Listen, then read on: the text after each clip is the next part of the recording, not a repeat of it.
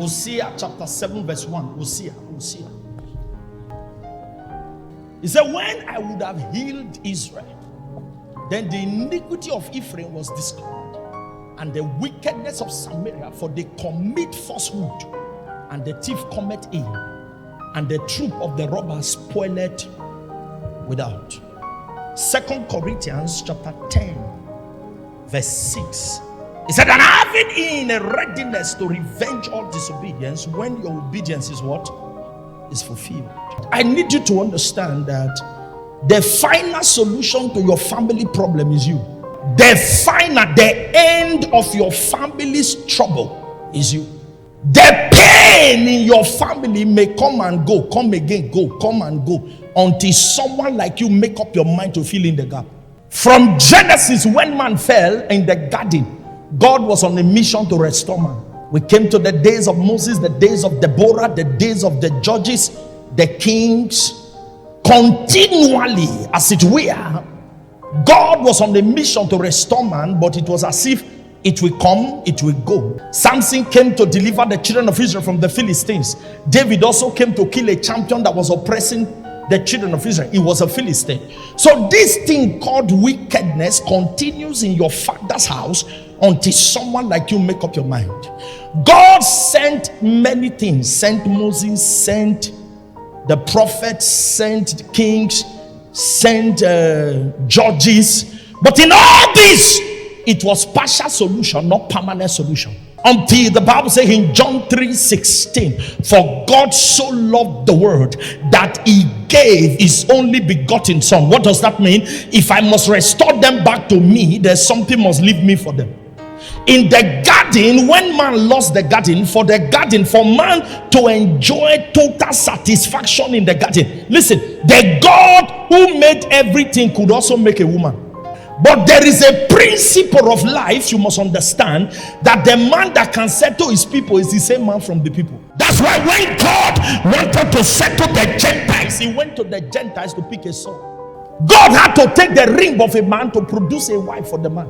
So the comfort and the enjoyment of a man, as it were, the completeness of a man, was taken from a man to complete a man. Yes, sir. So this thing called wickedness in your father's house may somehow go and come. It goes like fluctuating current. But until someone stands up to say, enough is enough. Am I speaking to someone here? I'm from this bloodline. A stranger can solve the problem. It takes you to solve the problem. That's the essence of this retreat, is to raise someone like you who is going to look at the Goliath of your family and say, you uncircumcised Philistines, your time is up. At the end of this encounter, I prophesy, I said the tables are about to turn. Championship is about to change. If you believe it, shout fire like thunder. Nobody can help your father like you. Nobody can cause revolution and revival like you. I want to talk to us briefly on the enemies of prayer. It says, for when I would have, the iniquity of Ephraim was found. And then in Hebrews, in 2 Corinthians chapter 10 verse 6, it said, having a readiness to avenge all disobedience when your obedience is fulfilled. So every one of you must understand that if you must be an outstanding prayer man or woman, there are enemies you must contend with. Many people pray, including armed robbers. They pray before they go to rob. Even wicked men, they pray. So even wicked men call on their God. The Bible says, Elijah said, let us go to the mountain. If Baal be God, let us send him. If God be God, the Bible said they called on their God from daybreak to day dark. Their God quiet. So every man, listen to me, the wicked has an altar, like you the righteous has an altar. The wicked call on their God, like you also call on your God. He said, let us go to the mountain, set up your altar, I set up my altar. Call on your God, I call on my God. So everybody they call in God. So one of the greatest problems our generation has is to think that your problem is mechanical or physical. And Goliath cursed David with his God, and David cursed him back with his God. He said, the God God of Israel, we hand over your hand to me. David knew that it is the battle of the gods. Many of us are trying to contend with wicked men and women in our family in the physical dimension. It's not, this thing is not in the physical, it's in the spiritual. It's a wrestle not against flesh and blood, but against principalities, against powers, the rulers of darkness in high. Yes. How come Your wicked uncle, auntie, stepfather, stepmother, whoever they are, second-handed, panebited, scatterized people are consulting consciously and you are sleeping? They are raising altars. In Numbers 23, the story of Balak and Balaam. He said, raise for me how many altars? 7 altars at strategic junctions. What was he trying to do? They were raising altars to curse the children of Israel. Who is raising altar against your life? Who is raising altar against your marriage? Am I speaking to somebody here? When we talk to you about altar matters, it's as if somebody is joking with something.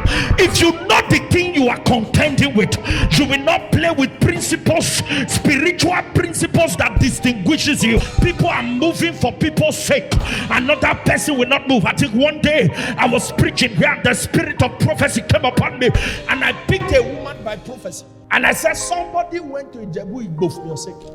I said, I go out chief for your sake. And in our business line, in our shop, somebody will just wear die. And they know that there is a noted wicked. Am I speaking to somebody here? Hear me well. If you want serve God, serve. If you don't want serve, leave him. He said, if you are neither hot nor cold, I'll spit you out. There are too many Lillipushers putting a dent on the power of God. Imagine to curse the children of Israel. They were setting up altars, 7 altars at strategic junctions. They were specific on what they were looking for. He said, come and curse the children of Israel. So there was a specific target. Why they were setting up the altar, who was in mind? Children of Israel.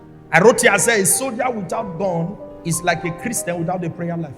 Only children run from empty, only uniform.